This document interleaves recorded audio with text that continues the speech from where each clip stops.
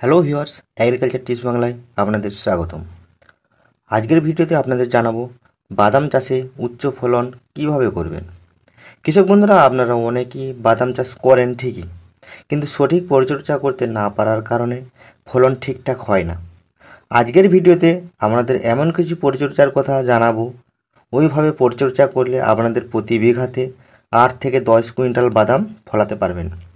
কৃষক বন্ধুরা, আপনারা যদি প্রতি বিঘাতে 8 থেকে 10 কুইন্টাল বাদাম ফলন নিতে চান, তাহলে কিছু এক্সট্রা স্প্রে করতে হবে আপনাদের।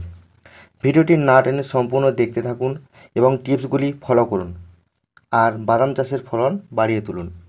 ভিডিওটি শুরু করার পূর্বে ভিডিওটিতে একটি লাইক করুন এবং চ্যানেলটি নতুন হয়ে থাকলে চ্যানেলটি সাবস্ক্রাইব করুন এবং পাশে থাকা বেল আইকনটি প্রেস করে দিন কৃষিকাজের সম্বন্ধে ভিডিও পেতে। বন্ধুরা, কৃষিকাজের যে কোনো প্রবলেম সম্বন্ধে জানতে চাইলে ভিডিওতে কমেন্ট করুন, আমি আপনাদের রিপ্লাইয়ের মাধ্যমে প্রবলেম সলভ করে দেব। চলুন ভিডিওটা না বাড়িয়ে মেন টপিকে আসা যাক। কৃষক বন্ধুরা, বাদাম চাষের ফলন যদি আপনারা বাড়াতে চান, তাহলে বাদাম গাছের বয়স যখন 30 থেকে 60 দিন হয়, এই সময়ের মধ্যে আপনাদের 2বার স্প্রে করতে হবে, এবং বাদাম গাছের বয়স যখন 75 থেকে 80 দিন হবে, তখন আরও একটি স্প্রে করতে হবে, এবং পরবর্তীতে আপনারা দেখবেন বিঘা প্রতি 8 থেকে 10 কুইন্টাল বাদাম ফলে গেছে। চলুন আপনাদের জানিয়ে দিই কী কী স্প্রে করবেন।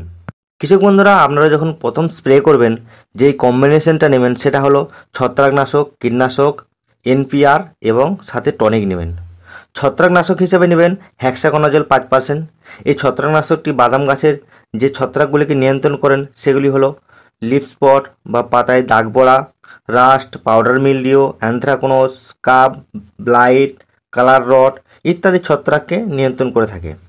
আপনারা মার্কেট থেকে পেয়ে যাবেন যে নামে টাটার কন্টাপ নামে, ইন্দোফিলের হেক্সাজল নামে। আপনারা 15 লিটার জলে 15 ml করে স্প্রে করতে পারেন। কীটনাশক হিসেবে নেবেন বায়ার কোম্পানির সোলেমন। এর টেকনিক্যাল কম্পোজিশন হলো বেটা সাইফ্লোথ্রিন 8.49% এবং ইমিডাক্লোরোপিড 19.8%।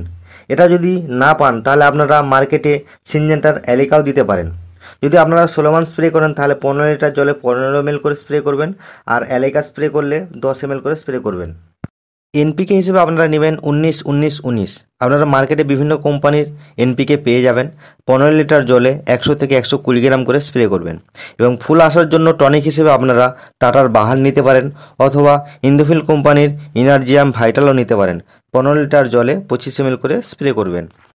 বন্ধুরা, প্রথম স্প্রে করার 10 থেকে 15 দিন পর আপনারা দ্বিতীয় স্প্রে করবেন। তবে আপনাদের খেয়াল রাখতে হবে, দ্বিতীয় স্প্রে যখন আপনারা করবেন, বাদাম গাছের বয়স যেন 45 থেকে 55 দিনের মধ্যে হয়। আপনারা দ্বিতীয় স্প্রেতে যে কম্বিনেশনটা নেবেন সেটা হলো এনপিআর 20-20-20, না পেলে আপনারা 19-19ও দিতে পারেন, 15 লিটার জলে 120 গ্রাম করে। আর পিজিআর হিসেবে আপনারা নেবেন বায়ার কোম্পানির প্লানোভিক্স। এর টেকনিক্যাল কম্পোজিশন হলো ন্যাপথেলিক অ্যাসিটিক অ্যাসিড। 15 লিটার জলে 15 ml করে স্প্রে করবেন। সাথে পোকার জন্য পারফেক্ট সুপারও আপনারা স্প্রে করতে পারেন। ছত্রাক থাকলে সাপ ছত্রাকনাশক স্প্রে করতে পারবেন, আর যদি না থাকে আপনারা নাও দিতে পারেন। আপনারা তৃতীয় স্প্রে করবেন 70 থেকে 80 দিনের মধ্যে। এ সময় যেটা স্প্রে করবেন সেটিও একটি পিজিআর, সিনজেন্টার কাল্টার। এর টেকনিক্যাল কম্পোজিশন হলো প্যাক্লোবুট্রাজল। এটি বাদামের দানাকে পরিপূর্ণ ও বড় সাইজ করার জন্য সবথেকে ভালো পিজিআর হিসেবে কাজ করে। আপনারা এটি 15 লিটার জলে 15 ml করে স্প্রে করবেন। কৃষক বন্ধুরা, আপনারা অবশ্যই খেয়াল রাখবেন যে এই 3টি স্প্রে করার পূর্বে অবশ্যই আপনাদের জমির মধ্যে সেচ দিবেন। সেচ না দিয়ে স্প্রে করবেন না। এই কম্বিনেশনটি নিয়ে 3বার আপনারা বাদাম গাছে স্প্রে করলে অবশ্যই আপনাদের বিঘা প্রতি 8 থেকে 10 কুইন্টাল ফলন হবে। বন্ধুরা, আজকের ভিডিও এই পর্যন্ত। আবার দেখা হবে আগামী ভিডিওতে। ভিডিওটি ভালো লাগলে লাইক করুন, কমেন্ট করুন।